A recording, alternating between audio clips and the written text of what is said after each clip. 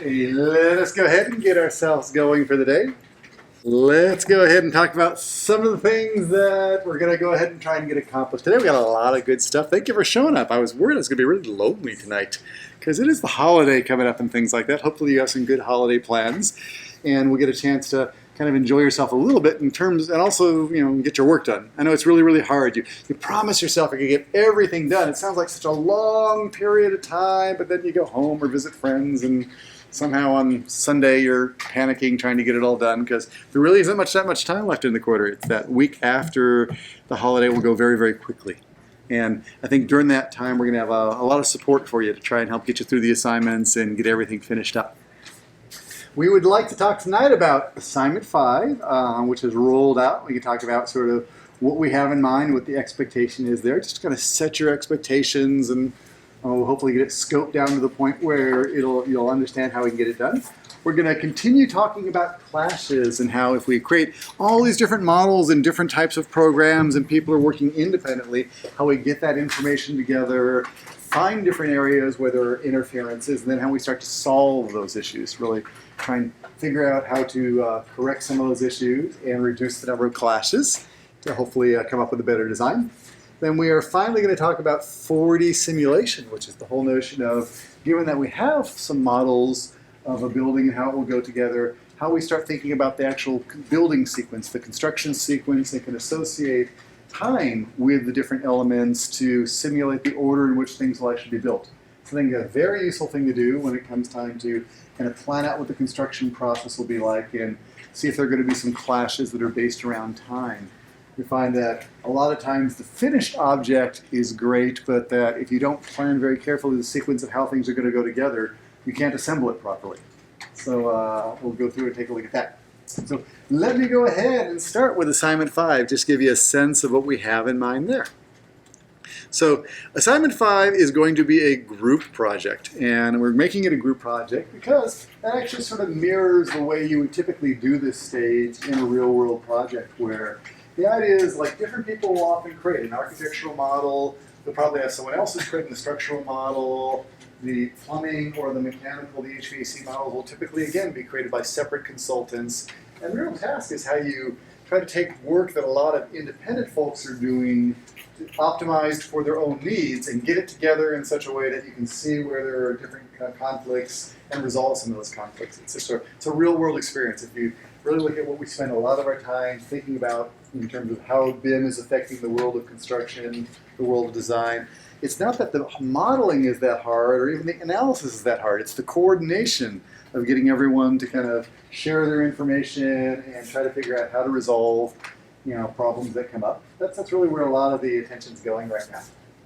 So for the site, you're going to continue developing a design of a mixed-use building, and you're going to start with a preliminary design proposed by one of your team members. So you're going to put together a small team that has, 2 to 4 students in it. Okay, so more than 1, but less than 5, something like that. And choose a small team to work on this phase. You're going to carry one of the projects forward. You won't carry all of the projects forward, just one of the projects forward. Let's talk about a couple different things.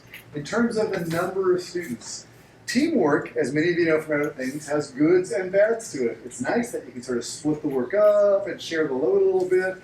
It gets a little bit tough to coordinate teams and get you and your work and everyone's expectations in the same place at the same time and make it all work.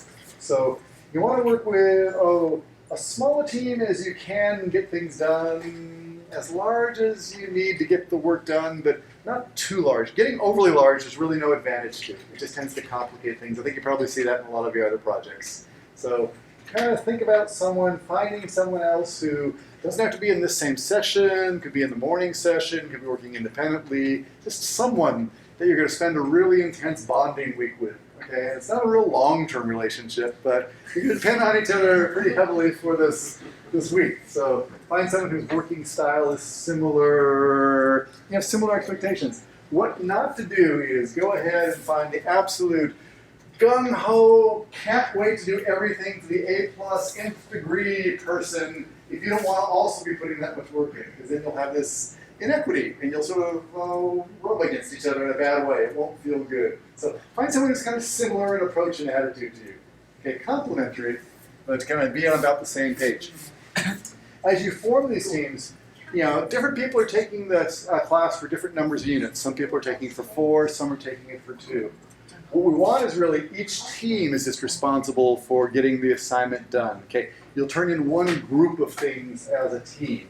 So, if you're going to go ahead and have some people who are working for 4 units, some for 2, as you negotiate who's going to be doing which pieces, take that into account. That the 2-person shouldn't be doing as much work as the 4-person. Although, human nature is, it's really hard to control all those things. But you're really just responsible as a team for getting it turned in, okay, as opposed to everyone independently. Okay, so in your own team, work that out about how you're going to divide up the work.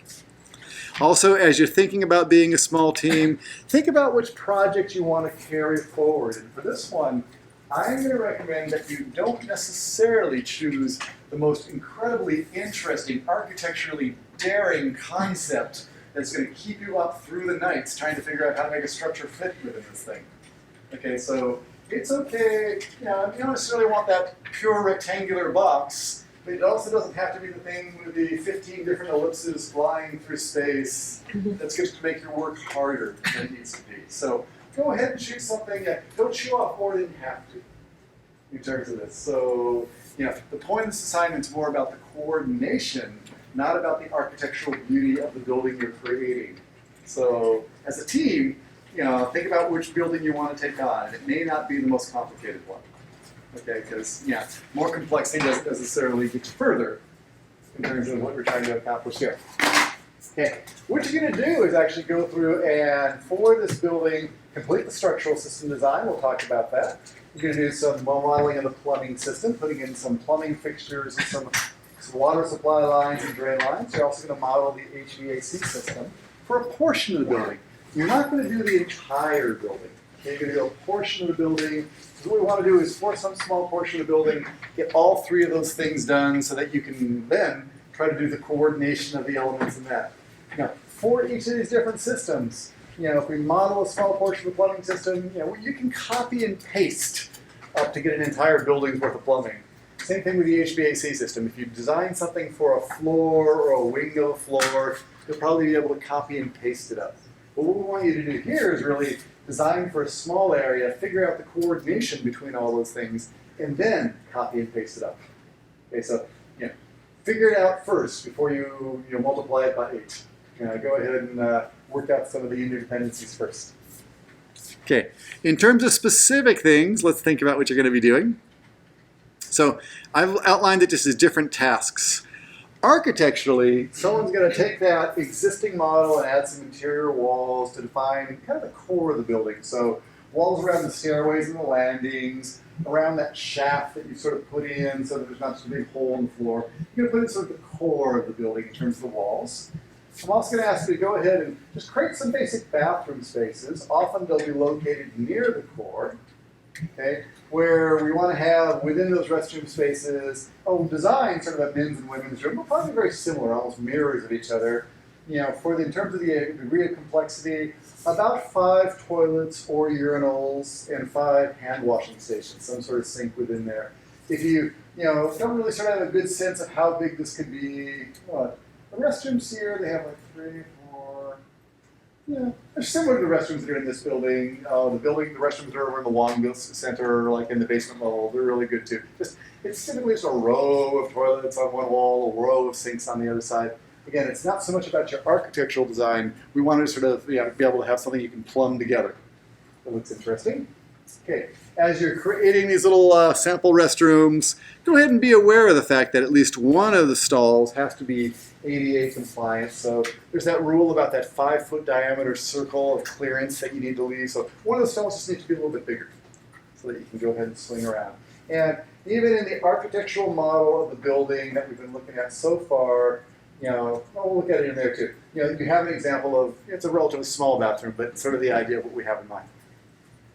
Okay. Let me just open that up so we can sort of get a sense of, I should just make that real. So in the session 18 folder, if you open up that architectural model,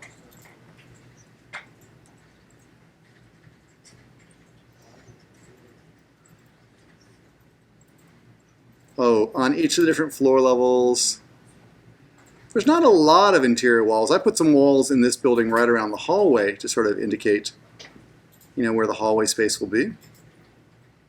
But we have, some walls around the stairway. We have some walls around the elevator. A little bit of bathroom area. These bathrooms are a little smaller than I'm asking for. This whole building is a little bit smaller than the one you guys have been working on. But it's kind of the same, level of depth that we're looking for. This building was really done, as this assignment, like for the past several years. So your building's bigger, but it'll give you a sense of really just how deep you want to take the design. So just getting some basic walls in there will be pretty good. Come back over. Okay, for a small portion of the building, you want to go through and put in some interior walls and some doors and a suspended ceiling. And this is really what we'd start to call tenant improvements. It's the space that it's really just all about giving people an idea of how it's going to actually be like. It's not to be a shell of a building, but be more of an office space. So you want to be about 2,000 square feet. For a lot of you, that'll be part of one wing of the building. That's really not a very big space, 40 feet by 50 feet. 20 feet by 100 feet, just some wing where you're going to put in just enough of the architecture elements so that it will make sense to put as a context to go ahead and put the ductwork in and then put a ceiling in there to kind of coordinate it. So again, you don't have to sort of fill out the entire building. You don't have to put desks and furniture in and stuff like that. It's just some sense of really what this is going to start looking like as you fill out the building, some of the interior fittings, and a small piece. And again, a small piece is fine because then we could imagine that you do that for the rest of the building. You don't need to spend the time doing that. Okay. As you move forward with the structural task, okay, you've already typically put in grids and structural columns as part of assignment 4. For this one, you want to put beams and beam systems in and some foundations in there. And the reason we need beams and beam systems is we need the beams going in there so we have something to sort of intersect with the ductwork and create the problem that you're going to have to solve. So we need to put some horizontal beams in there in beam systems, like joist systems, so that you're sort of creating the problem that you're going to have to solve. Okay. Now, in terms of thinking about that aspect of the assignment, let me go popping on over here. And I'll open up the structural model. Okay. This was, again, a model from a couple of years ago that really had the same sort of level of detail.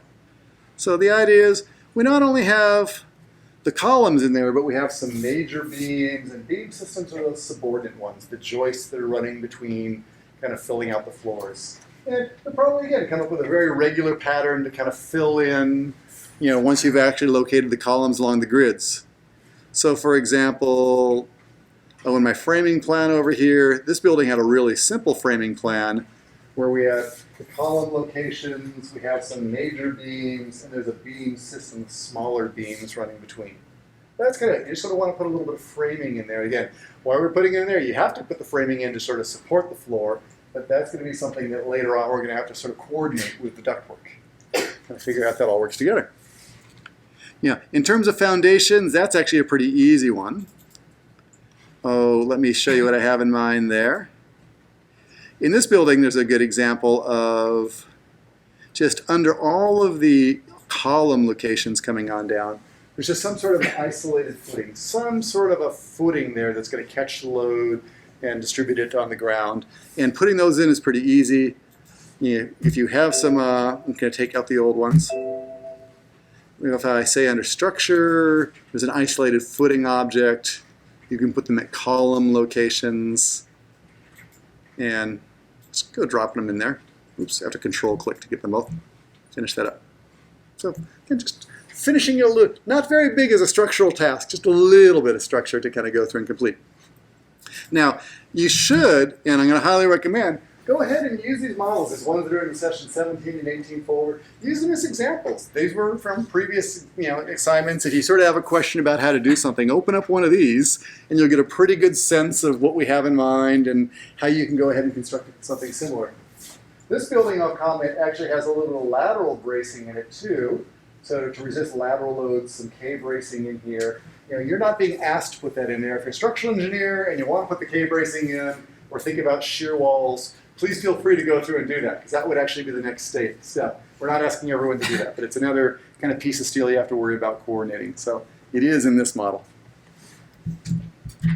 Okay, so structurally, hopefully you're going to end up with something that looks something like this.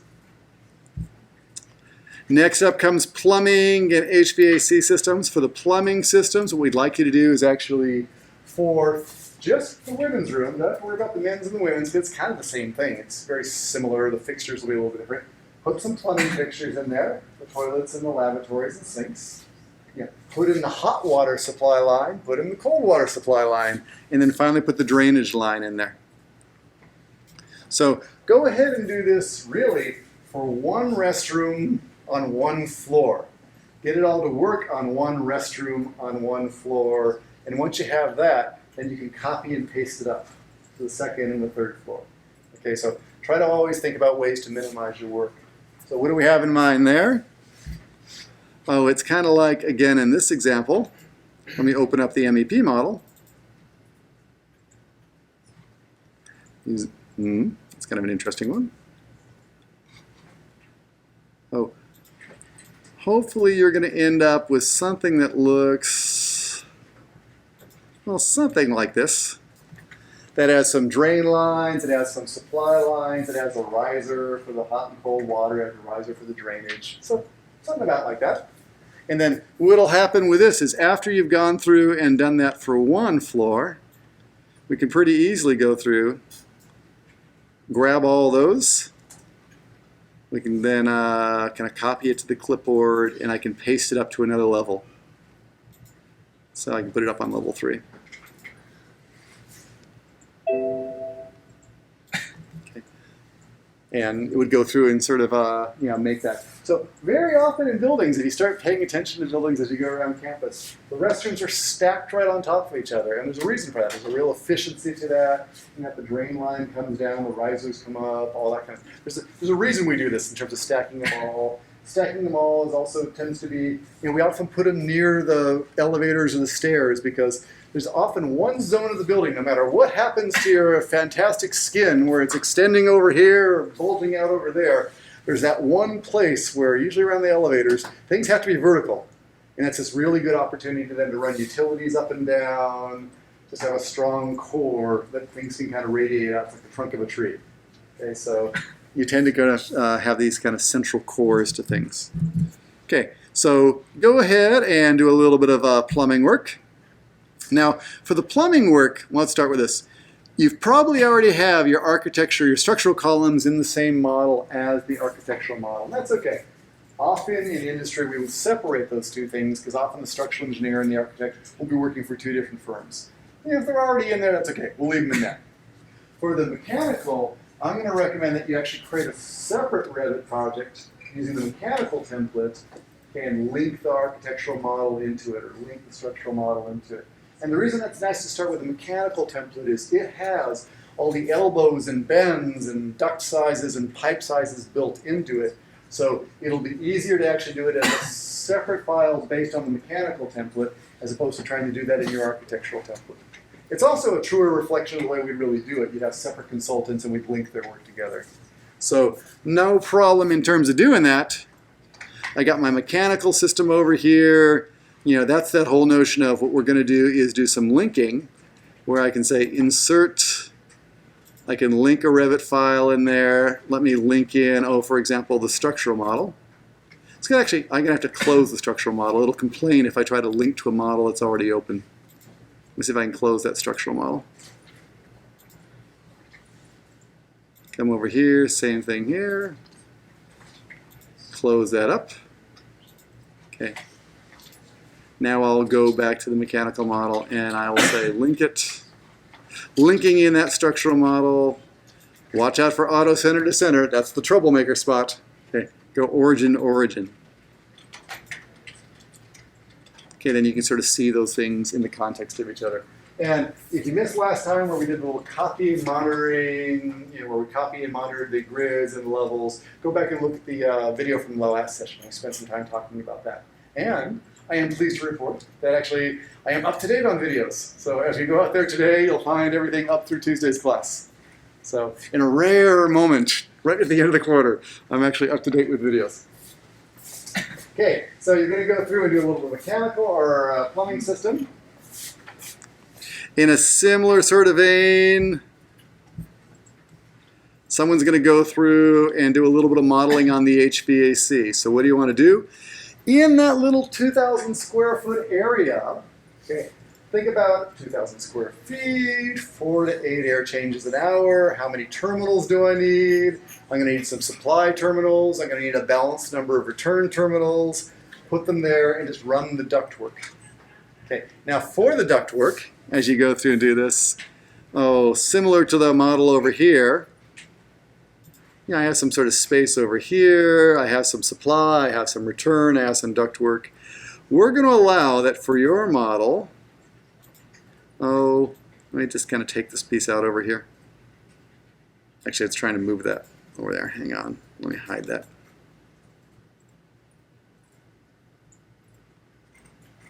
Just so it's not bothering me for right now. For your model, we'll allow that the ducts are just running off to the mechanical space in the core of the building. You won't have to worry about actually connecting them up and down to the roof or to the basement or even putting an air handler in there. Just going to handle the distribution from that central core out to there. And that's enough, because really, that's where you're going to get in trouble. The issue of how we connect the air handler in here and make that fit, that's a whole other issue in terms of doing that. We'll tackle that one like next question we keep going. But just go ahead and just try running the ducts out there. Okay, so what has happened in this assignment, there's a lot of little chunks. Each of these little chunks isn't that big. Sort of making that bathroom and connecting those pipes, you can do that. That's like an hour in there, something like that. Running the HVAC systems, that's another hour for someone else on your team. Okay, someone can sort of make that structural column and beam thing. Okay, and so split up the task, spread it around a little bit. But then the key is we have to pull it all together. And that's what we're going to talk about today, where someone on your team, someone who's going to take on the role of the BIM coordinator, is going to pull all those individual pieces from the team and really run this class report and kind of tell you what needs to be fixed. Okay, so the way I characterize this assignment, there are a lot of little pieces that take coordination, no individual piece is all that big. Okay, but you just have to kind of get it all together. And realistically, most of you will get it all together in that week, that final week of the class. Okay, and we're even going to give you some time in class to go ahead and work on that. So if you don't have a time to meet with your teammates outside of class, you'll actually have time in class where we'll use it more like lab hours and kind of coach you through that if you're having troubles. Okay, so that'll be next or the week after in terms of doing that. So there is an advantage to actually choosing someone in the same section, because then we know where you're supposed to be at the same time anyway. So it's one less coordination hassle. Okay, so ultimately you want to coordinate the model. Once you've coordinated the model, we're going to basically run a clash test, save an initial report, then fix some things. Okay, and after you fix things, then we can copy and paste things up. Because no reason in copying and pasting them up, creating 5 versions of something that's broken. Better to sort of fix it for one and then copy and paste the fixed version up. Okay. Finally, we'll do a 4D simulation. We'll show you how that works today, where just for the structural elements, we'll go through and do kind of a really simple animation of how you can actually build the building. For this animation, we could really animate all sorts of different things, simulate the construction. I'm going to suggest that we just really focus on the structural elements, because the structural elements have a pretty simple scheme to them in most buildings. And what we want to do is have a relatively simple scheme, and here's what it approximately looks like. At a high level, here's the ground. If we can think that, the first thing you're going to do is put down some sort of foundations. Okay. Then on top of that foundations, we typically go through and erect some sort of columns. Okay. Then on top of those columns, we go through and put some beams in there. Then we probably go through and, because the beams can't span the entire distance, put in some what I'll call beam systems, which are little sub-beams. Then finally, we go through and put a floor on there. Then we repeat. So repeat, repeat, repeat, kind of going up. So at a real simple level, your schedule could look as simple as floor slab, columns, beams, joists, floor deck, columns, beams, joists, floor deck, columns, beams, joist, repeat. Something like that. So we could do this really at a much higher level of detail, but just even doing something this simple will give you a very nice basic simulation. It's the beginning of the process. Yeah. Again, I'm trying to give you the essence of what you need without all the complexity. Because so don't think that you need to come up with a 100 activity schedule. You're probably going to come up with a schedule of 20 tasks, something like that. And that's fine because you'll learn what you need to in the 20 tasks. The other 80 would just be a lot of mindless grinding and repeating or something like that. Okay, so keep it pretty simple that way. So you're supposed to get all this stuff done as a team, come up with what you think is your finished model, and ultimately submit this where one person from the group is going to go ahead and upload all this stuff. Okay. So go through and give us your Revit project files, give analysis work files, give us the report with some specific things about how to name it, how to upload it all. But again, we'll get to that next week when you're actually doing it all, the specifics of that. So at a high level, let's see how this sounds. Just, as an assignment, it's kind of making sense. You understand the notion of take one model and everyone works on a little piece of the model and somehow we get it all together and fix it and then, yes? So if you have like 2 people in your group, would you just do like just part fill in each part, or would you still do every single part? Still got to do everything. So the idea is, if you have 2 people and you're both only 2-unit people, find a 3-unit person to bring in there with you to kind of share the load. And so every group is ultimately responsible for doing everything. So if you got a couple of 4-unit people, 2 of you could probably get it done. That's fair, reasonable. Don't go ahead and get 4 4-unit people all together because then well, you could. It's a big coordination hassle, but it's really not the spirit of things. So go ahead and think about building your group with enough. You want enough work power to sort of get the work done so no one's overtaxed. Although none of the tasks are individually very taxing. But you don't want to add so many people that it makes a big coordination hassle for you. Because, as you probably know, getting 2 people to agree is possible. Getting 3 people is getting interesting. Getting 4 is getting actual diplomacy. It's, it gets worse. Well, but that's the way real building projects work. So you got to picture on a real building project, 20 different consultants all getting together in a room, something that's not right, and we're going to have a discussion about whose responsibility it is to fix this. And that's what we spend a lot of time doing on job sites. It's just trying to figure out whose responsibility is to fix it and what strategy to use. So, just do what I say. So approach it simply. You'll have enough complexity just in sort of coordinating your work. Don't make it. So that's why I say choose a relatively simple building and use a relatively simple schedule. Since you have complexity, you don't need to make your job more complex. Because it's really not the point. You'll learn what you need to with a relatively simple building. Okay, let me check. Sort of makes sense? Got that? Okay. So again, yes. Okay, that's good. Let's leave it at that for now.